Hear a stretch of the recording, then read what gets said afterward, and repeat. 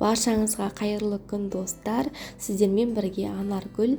Бүгін сіздермен өте ерекше, өте дәмді кешкі астың рецептімен бөлісетін боламын. Рецептіні міндетті түрде соңына дейін қарап, каналыма тіркелмеген болсаңыз тіркеліп, жанындағы қоңырауша белгісін басып қойды ұмытпаңыздар.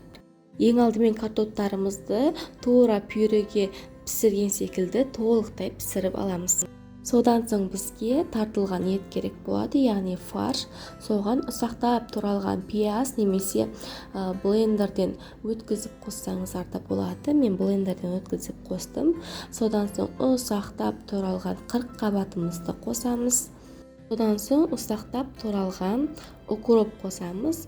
Укропты қоссаңыздар өте ерекше дәм беретін болады. Және де кішкене сұйық май қосамыз. Дәміне қарай 1 шай қасық тұз, паприка, қара бұрыш және де кептірілген сарымсақ қосып, барлығын бір жақсылап араластырып алдым. Содан соң 3-4 ас қасық міндетті түрде ұн саламыз. 2 жұмыртқа салып, тағы да барлығын жақсылап араластырып аламыз.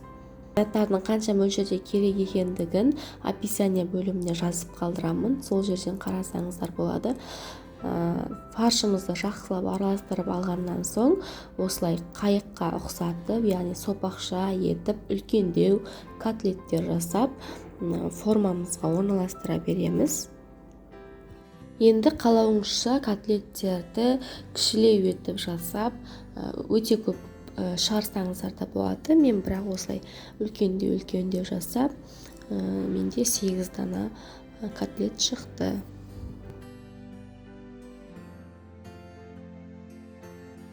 Кезекте котлеттеріміздің ортасын дәл осылай қасықпен ойықтар жасап шығатын боламыз. Содан соң осы котлеттерімізді қызып тұрған 200 градус пеште 30 минутқа қоямыз. Арада біздің картоптарымыз пісіп дайын болады. Оны жақсылап езіп дайындап аламыз да, үккіштен өткізілген сырымызды қосамыз, ұсақтап туралған укропты қосамыз, және де кішкене сүт қосамыз, және де міндетті түрде кептірілген сарымсақ, дәміне қарай тұз қосып, барлығын жақсылап араластырып аламыз.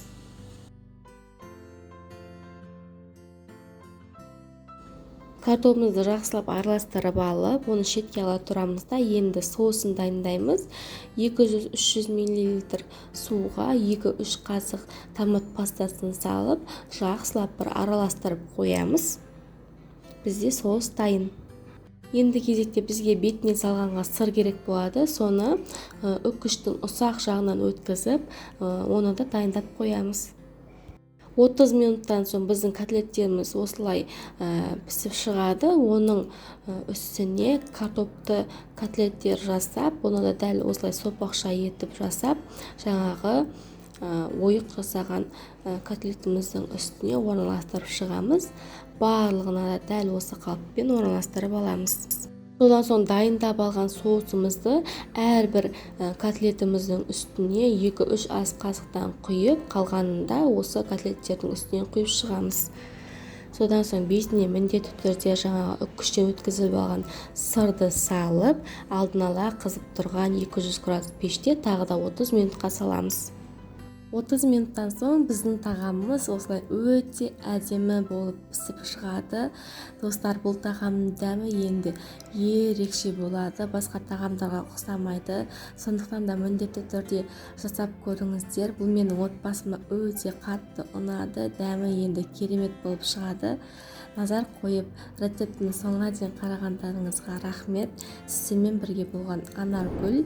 Каналыма тіркелмеген болсаңыз, міндетті түрде тіркеліп, жанындағы қоңырауша белгісін басып қойды ұмытпаңыздар.